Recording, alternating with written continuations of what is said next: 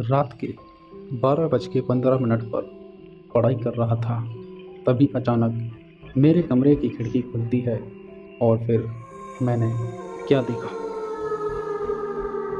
एक हॉस्टल जो एक सुनसान जगह पर बनाया गया था। हॉस्टल में 25 कमरे थे। प्रत्येक कमरे में 2 लड़के रहते थे। मैं रूम नंबर 11 में अपने रूम पार्टनर के साथ रहता था। सर्दियों के दिन थे। मेरा रूम पार्टनर किसी काम से अपने गांव चला गया था। अब कमरे में सिर्फ मैं अकेला बचा था। रात के 12 बज रहे थे। तभी हॉस्टल के किचन से बहुत ज़ोर की आवाज़ आती है। वो आवाज़ किचन के दरवाजे की थी। ऐसा लग रहा था कि मानो किसी ने ज़ोर से हथौड़ा मारा हो। मैंने सोचा किसी ने खाना खाने के लिए दरवाजे को खोला होगा, लेकिन अब वो आवाज़ बार बार मेरे कानों तक पहुंच रही थी और इस बार मैं बहुत डर गया था। मैं जल्दी से उठा और अपने रूम के खिड़की और दरवाजे की कुंडी को जल्दी से लगाकर कंबल उठाया और चारों तरफ से खुद को लपेट लिया, लेकिन आवाज़ अभी भी आ रही थी। ऐसे ही लगातार आवाज़ आती रही और मैं पता नहीं कब सो गया। जब सुबह मैं जागकर उठा तो इस घटना के बारे में मैंने अपने दोस्तों से बताया, लेकिन सबसे ज़्यादा डर मुझे तब लगा जब सब दोस्तों ने यह कहा कि मैं भी रात में जाग रहा था, लेकिन हमने तो ऐसी कोई भी आवाज़ नहीं सुनी।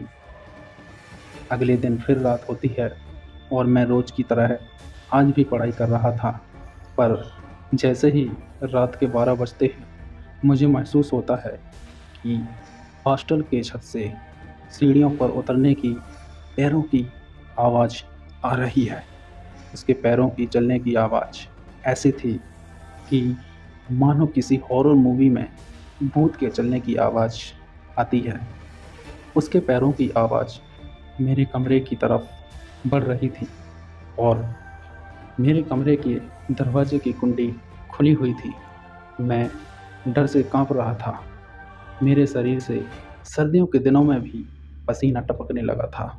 जैसे तैसे हिम्मत करके बड़े ही आराम से मैंने दरवाजे की कुंडी को लगाया और कंबल ओढ़कर बिस्तर पर कांपने लगा, लेकिन मैं अभी भी उसे महसूस कर पा रहा था। वह कुछ देर तक मेरे कमरे के सामने खड़ा रहा और फिर वहाँ से लौटकर गैलरी नंबर 2 में चला गया। उसके चलने की आवाज़ अभी भी डरावनी लग रही थी। वह गैलरी नंबर 2 से लौटकर फिर से मेरे कमरे की तरफ बढ़ा।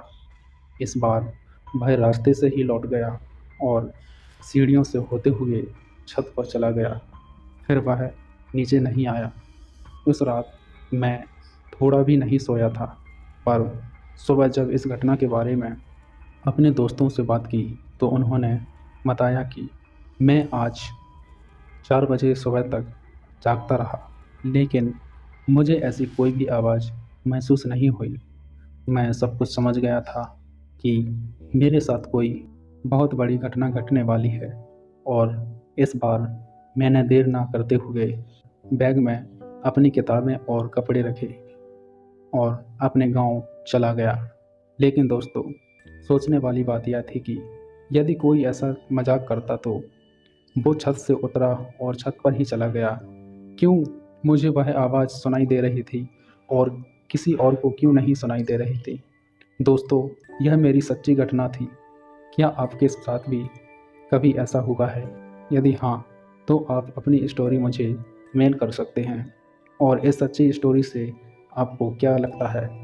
क्या कोई मुझे डराने की कोशिश कर रहा था या फिर सच में भूत प्रेत आत्मा जैसी चीज़ होती हैं?